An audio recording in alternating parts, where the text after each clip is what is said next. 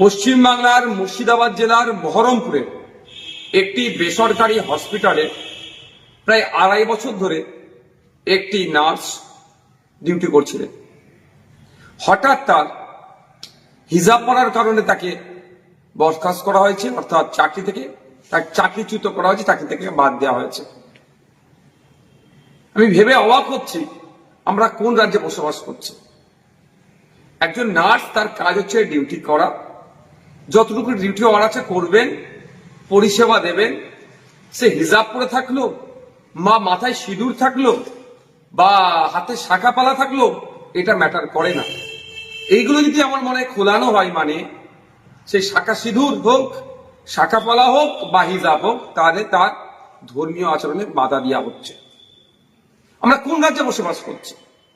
এই দিন দেখার জন্য কি সংখ্যালঘু মুসলিম সমাজের মানুষেরা, ধর্মনিরপেক্ষ সমাজ মানুষেরা তৃণমূলকে ক্ষমতায় তৃতীয়বারের জন্য এনেছিল? এই যেন মনে হচ্ছে অঘোষিত বিজেপি রাজ্যে আমরা বসবাস করছি। কখনো ওয়াকফ আন্দোলন করতে গেলে আটকানো হচ্ছে, কখনো তিলোত্তমার বিচার ঠিকঠাক বিচার চাইতে গেলে মিথ্যা মামলা দেওয়া হচ্ছে। হাসতালিতে আমার বোনটা এখনো বিচার পেল না। একের পর এক 26,000 চাকরি বাতিল হচ্ছে দুর্নীতির জন্য। ঠিক উত্তরপ্রদেশের চাকরি দুর্নীতি বাতিল হয়েছে। যেন অঘোষিত বিজেপি রাজ্যতে আমরা বসবাস করছি। আমরা এই কাণ্ডের জন্য চরম ধিক্কার নিন্দা জানাচ্ছি।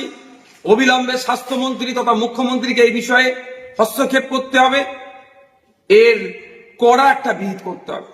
সাথে সাথে আমি হসপিটাল কর্তৃপক্ষকে বলবো, যে এই ধরনের নির্দেশনা দিয়েছে তার বিরুদ্ধে ব্যবস্থা গ্রহণ করুন। অবিলম্বে এই ধরনের অবাঞ্ছিত মন্তব্য, অসংসদীয় মন্তব্য, অসাংবিধানিক মন্তব্যকে আপনারা প্রত্যাহার করুন। কারণ ক্লিনিক্যাল এস্টাবলিশমেন্ট অ্যাক্টে কোনো জায়গায় উল্লেখ নাই যে হিজাব পরে ডিউটি করতে পারবেন না একজন নার্স, বা শাখা পরে পালা পরে ডিউটি করতে পারবেন না, এই ধরনের উল্লেখ নাই। তাহলে আপনারা কে?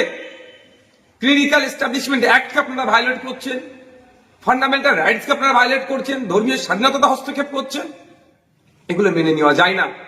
আর এটা নতুন নয়, এর আগে অধ্যাপিকাকে অপমানিত হতে হয়েছে। মাননীয় মুখ্যমন্ত্রী যেখানে নিজে হিজাব পরে ভোট চাইতে চলে যাচ্ছেন, সেখানে একজন হিজাব পরে তার কর্মক্ষেত্রে তার এই স্বাধীনতাটুকু নাই কেন? ঠিকঠাক করে কাজ করতে পারছে, তাকে চাকরিচ্যুত হতে হচ্ছে। এই অন্যায় মেনে নেওয়া যাবে না। আমি ধর্মনিরপেক্ষ মানুষকে বলবো, আমরা ভুলে যাচ্ছি না এই রাজ্য সরকারের আমলে চাকরি নিয়োগ পরীক্ষাতে আমার হিন্দু সমাজের মা বোনেদেরকে শাখাপলা বলে খুলে পরীক্ষা কেন্দ্রে ঢুকতে বাধ্য করেছিল।